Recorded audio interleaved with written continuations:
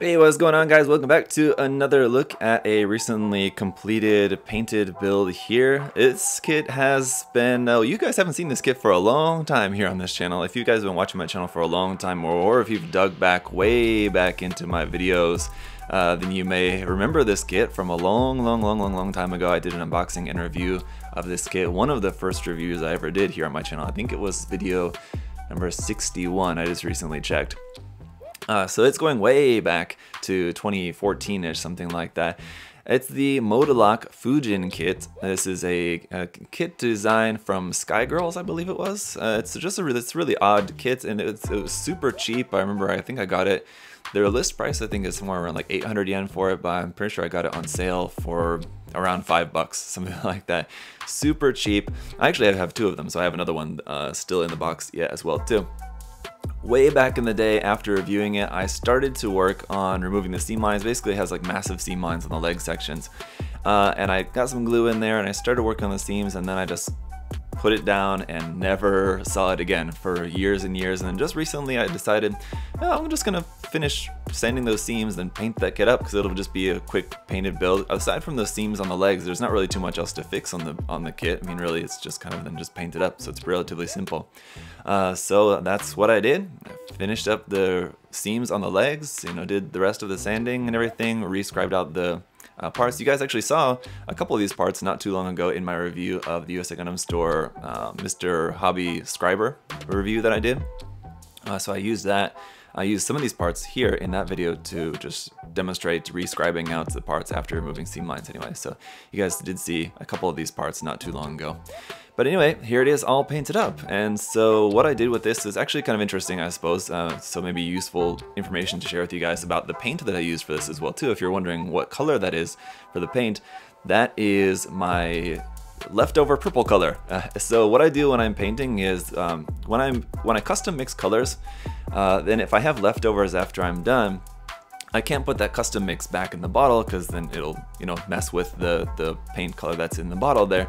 So what I do is I dump it into like a leftovers bottle. So like I have one bottle that's all for purplish color leftovers and one bottle that's all for bluish color leftovers. So any custom blue color that I mix, then if I have leftovers when I'm done, it goes in the blue leftovers bottle, for example. So like the leftovers bottle color is always changing every time I add a little bit leftovers, add more and more leftovers into their kind of the main color of that leftovers bottle is always changing. So it's nice to then sometimes I'll then use that leftovers color for a kit like this, and so it works out pretty well. So this is my leftovers purple, so it's just a bunch of different custom purplish mixes that I've done over the past year or months, or however long that bottle's kind of been going, gathering paint.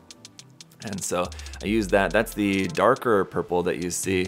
It's actually two-tone, because I got that kind of very light camo on there, that camo pattern. I wanted to make it sort of similar to the like Sentinel style for like the Hummingbird or the XS, that like really large kind of blocky splinter pattern that it's got for the camo on it. I wanted to recreate that, and I wanted it to be very subtle as well too. So basically everything was painted in the darker purple color that you see, and then what I did is just cut up some masking tape, put some piece of masking tape on there just to mask out the camo pattern, and then added a little bit of off-white into the purple mix to make it just slightly lighter, and then just paint over the whole thing again then too, to get the kind of main color of it. So that's the main color, and then the darker purple that you see blocks of was what the original color was that it was all painted in.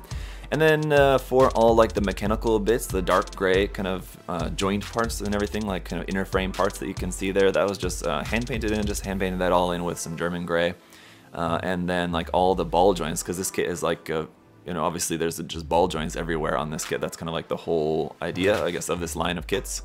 So actually, Modalock is the series of kits where this is originally from. I believe they were actually made in collaboration with Kotobukiya, and they only ever made a couple of them in the line as far as I know, but they're kind of all, as far as I know, also using like this kind of this ball joint system with these big massive ball joints in there, just kind of between everything. So kind of a universal joint system among everything. There's just ball joints, and so all the ball joints then are painted in just a metallic gray. Again, that's just hand painted in, and just for some uniformity between all the joints. And so all the painting was, yeah, pretty simple. I really like how the camo pattern came out. It's really nice, just kind of subtle difference between the two tones, and it's definitely better. The last time I did a pattern like this was on the Bondoc, and that one, if you guys remember my final review on that one, I was not totally satisfied with how the camo came out on that. I think it was not quite as like, it's not exactly what I was going for. The camo pattern on that, I think I did a little bit better this time, so it just kind of just goes to show how practice works out for you. So you just kind of have to practice and kind of figure it out.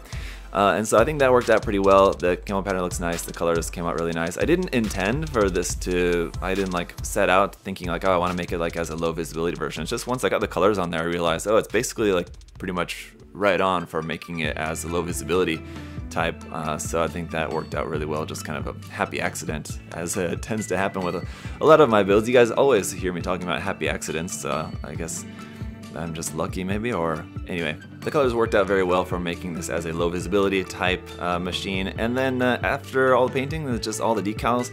Decals are just a mix of kind of everything. There's a couple of Machine and Krieger decals, there's a couple of Mecha decals, there's a couple of Simp decals, there's a couple of HIQ decals, there's actually a couple of Macross decals on there as well too. So yeah, just kind of, I was just going through my decals, just picking out little bits I thought would work here and there around on the kit. There's not a ton of decals on the kit, just a few, you know, here and there. Obviously there's a couple of big ones, the big 04 and everything like there on the shield, kind of shieldish kind of looking part. I'm not exactly sure what that's actually supposed to be on the kit, but anyway, it looks sort of like a shield anyway on the arm, up over the shoulder there anyway. So it's kind of like the big main one. Everything else is relatively small, but the decals also do help to add just little drops of color, like the red on the backpack. There's a couple of yellow ones like on the shield and on the wing bits have just a little bit of color on there, so they help to give it a little kind of drops of highlights of color, so it's not all just like dark gray, dark grayish purple like that. So that's what I wanted to do with the decals as well, to add a couple little drops of other colors in there as well too, bright